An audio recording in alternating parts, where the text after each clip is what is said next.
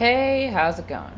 So, I'm actually going to do my first shout out in this video because I mean, I like The Giver.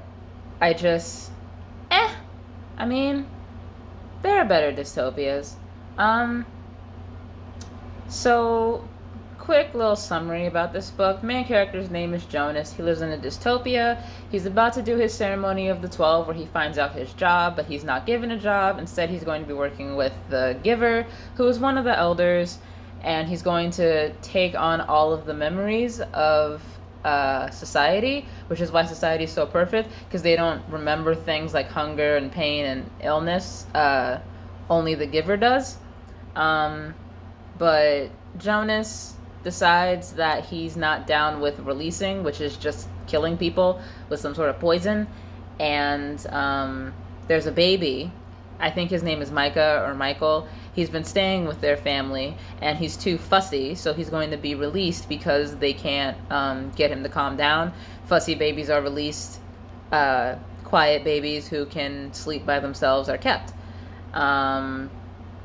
So Jonas decides that he's going to run away, and since the Giver is old and dying, the memories will eventually be released back into society, and everyone's going to remember everything all the time. I mean, it's very simple. Like, I promise you I enjoyed this book. It's on the good book list. There's nothing on the bad book list yet. Trust me, we'll get there. But, I mean, it's an okay book. I don't particularly care for it. Like, it's between The Dragon's Champion and Anthem. So Anthem is still at the bottom. I would still rather read The Giver in school when I talk about dystopias rather than Anthem. They don't really explain how The Giver works, as in, like, is it magic or is it science? Because also they can't see color. At least it's implied that they can't, because there's a part where Jonas experiences red. Like, it's really weird, but yeah. That's the shout out for right now. So we're going to talk about a different book, which I adore, and it's called A Light on the Hill, Cities of Refuge 1 by Connellan Cossette, and I love her name. It came out in 2018, so it's a very, very new book. Before I talk about it, though, this book is under the genre of religious fiction. I think it might even go as far to be under Christian fiction. I don't remember, but I'm not particularly religious, and I still love the book. So if you are not particularly religious, if you're not even Christian, I feel like you can still appreciate the journey that Moria goes on. But yeah, they use the word Yahweh, so I think this is supposed to take place like circa leaving Egypt or something like that. I'm not entirely sure. It doesn't like say like this is when it takes place, but like, yeah.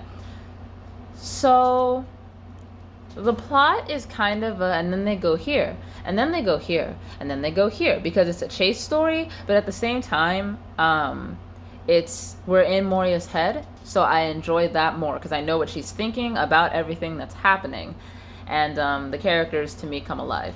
So Moria is living with her father. Her mother has died, and she is kind of just taking care of her father. She got kidnapped a few months ago. There's actually a book before this one about that, and she has a mark on her face that marks her as a Canaanite whore. So people don't really want to talk to her. Rumors have spread about her and stuff like that. All of her sisters have been married off, but she still lives at home with her father with no hope of anyone ever wanting to marry her due to the mark. Which, I mean, she seems content with. She doesn't really want to get married. She wants to stay with her father and be on his vineyard. She's got this friend. This friend is named Aura. She is a blind lady who it is implied that her son Eton was not a consensual conceiving.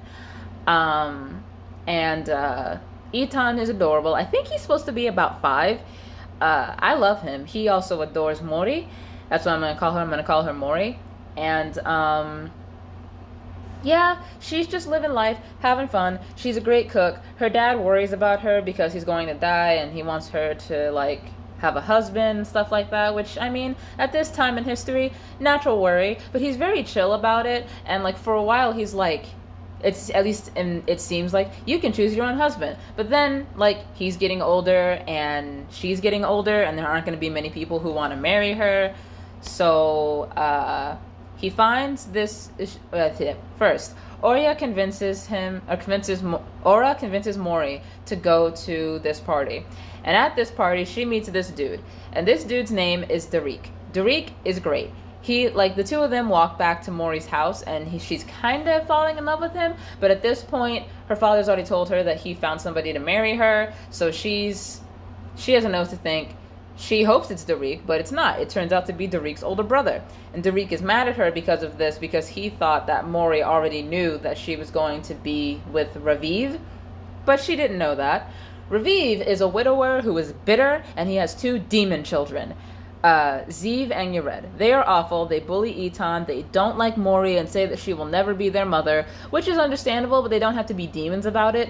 Raviv wants to get married because he thinks that his children need a woman's influence, which I guess is fine, but his children are demons, so there's not very much that even a good mother could do. Raviv wants to take Mori far away, and when her father dies, he wants to sell the vineyard, and he's just kind of a dick. So Moria is not excited about this, but she's cooking, and she's going to try and impress Raviv with her cooking skills. So that's cool. As she feeds Yared and Ziv, and then they fucking die. It's pretty great. And Raviv is pissed, and rightfully so, and now he wants Moria to get killed because he thinks that she killed his children. Understandably, because they ate her soup and now they're dead. So Yaval, who is one of the guards, who is a great man, takes Mori and runs. They're going to go to a city so that they can find somewhere to be safe till they can prove her innocence, because Mori is insisting that she did not kill the children. And so Raviv is sending people to find her, and Derek finds them first, but he doesn't take her back. He actually is trying to help her get away. And Derek and Yaval gets injured at one point, and he has to stay with these travelers that they meet. They're like a caravan, and he ends up going back to Moria's father, which I'm glad Yaval didn't die. I thought he was going to die, and I'm really happy that he didn't. So Mori and Derek are just traveling by themselves, and they're talking and they're learning about each other, and Derek tells her that Raviv used to be like this really cool dude, but then his wife died and now he's an asshole, and Derek and Raviv are going to split their father's land, but Derek, he doesn't really seem to care that much about the land.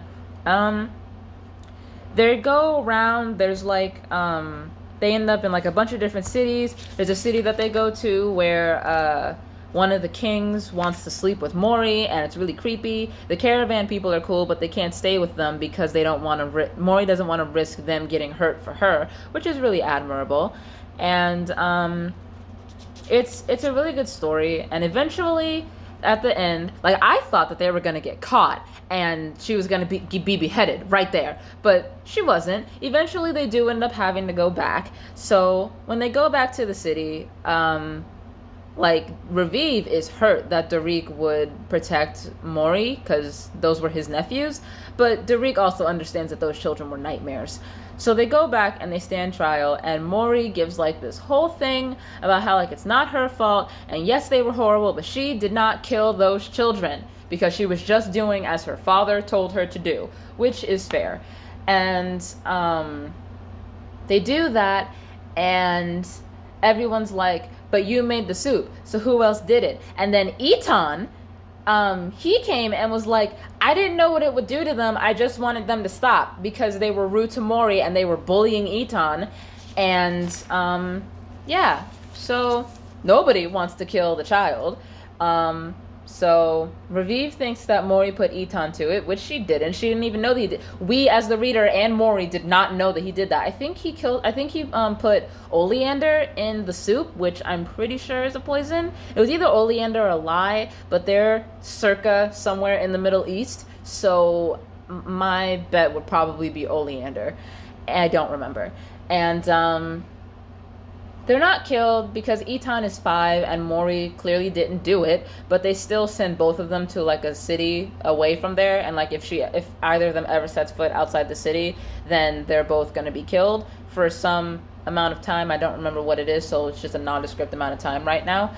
And Tariq joins them, and it's over. You can read this. You don't have to read the story of how Moria got the mark on her face. There's like a little prologue at the beginning of how that happened. And she like mentions a character from it, but you don't really need to read it. It can stand alone as a book. There is also another book where Raviv is in that book and he's like falling in love with someone, but you don't have to read them. This book can stand on its own. So the first point, they're kind of like, well, I wouldn't really call them twists. There's just things that I thought was going to happen that didn't, and I fell for all of it. I kept thinking that they were going to get caught. Every person was going to turn them in. Tariq was going to take her back. Raviv was going to find them and kill her immediately. And like, I thought Mori killed the boys. Man, they deserved it though. Even though she didn't, they totally deserved to die. They were, in context of the book, I'm not saying that horrible children in the real world deserve to die. I'm not saying that at all. In the context of the book, like, that gets the plot going and stuff like that. So they did deserve to die in the context of the book. I'm not saying that you should kill horrible children. I'm not saying that at all.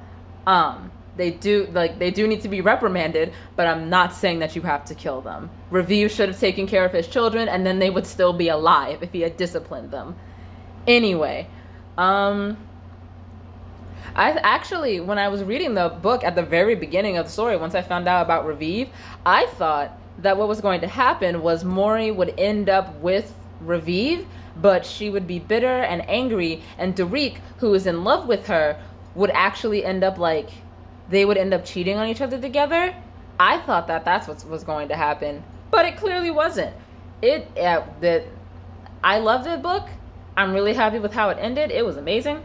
Point 2, Yahweh and Christian fiction. So, the book is Israel adjacent.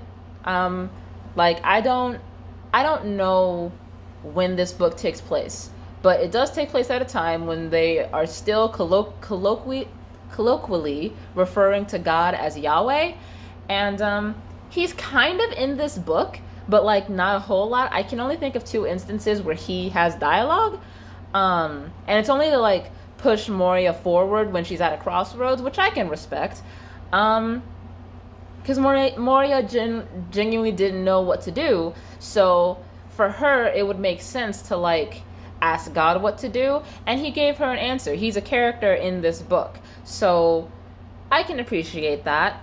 And if God isn't super in your face, like you can read it, and like besides like the town names and Moria's name, because the Yah in her name is like a reference to Yahweh, like you can read it and like God's not super in your face about it. It's like, yeah, I'm not a normal consumer of Christian fiction. I think Kirk Cameron is insane, and the movie Left Behind, the Nick Cage one, is a horrifying depiction of Christians. However, because of that, I cannot attest to the accuracy of like the cities that they go to, or like the representation of Yahweh or the other people in the story, but I think it is a good book. So, the antagonist. I love Raviv as an antagonist. I hate him as a character, but I love him as an antagonist. He's not even in most of the book, but something about him just makes me so angry, and I don't know what it is, because I love Tariq and I love her father. Her father has the same intentions as Raviv. He wants Moria to marry Raviv and do as you will, because there you go. But Raviv is just so infuriating to me, and I don't like it. It's probably got something to do with the fact that it's in third person limited to Moria, and she clearly does not like him.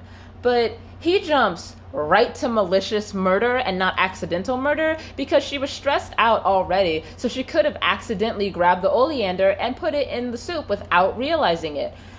Like, he only wants Moria because of the money that he'll eventually get from her father's vineyard, And he only wants his kids to have a mother. He doesn't actually want to be with Mori. And his kids hate her. And he didn't consider that at all.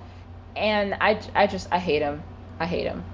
But yeah, there's another book before this that explains the Canaanite thing. But the Cities of Refuge, it's got a 1 next to it. So that implies that this is the first book. But apparently not. I think all of Conlon Cossette's books take place in the same universe, like at the same time period and stuff, just like within the span of a certain amount of years. I don't really understand the light on the hill thing. I understand why it's called Cities of Refuge, but I don't understand a light on the hill. Because like the Cities of Refuge, they're going around to different cities trying to take refuge in them, and then at the very end, they're in a city of refuge, she and Raviv and Derek. And then there's a fun part in the book where the king of Megiddo, Megiddo, I don't know how to pronounce it. He wants to sleep with Moria, but he also doesn't like lions. And Derek tells him that they saw a lion. That's how Yaval got injured. A lion attacked them, and they tell him that the lioness, the mom lion, she's still out there, and even though she's starving, like, she's still there. So the king takes the 2 of them, and he wants them to show him the lion so that he can kill it. And then the lion ambushes him and kills him. And as a Leo, I'm, like, firmly about this. Where does this book rank on the list? Well, I had a hard time deciding between this and Dragon's Champion because they're so different. How can you really compare them? But I suppose it's about which one I'd rather read again. And I still couldn't decide, even based on that. So, I put Cities of Refuge and The Dragon's Champion. I put them on the same line, so they're both above both Anthem and The Giver. So, yeah, that's what we're doing.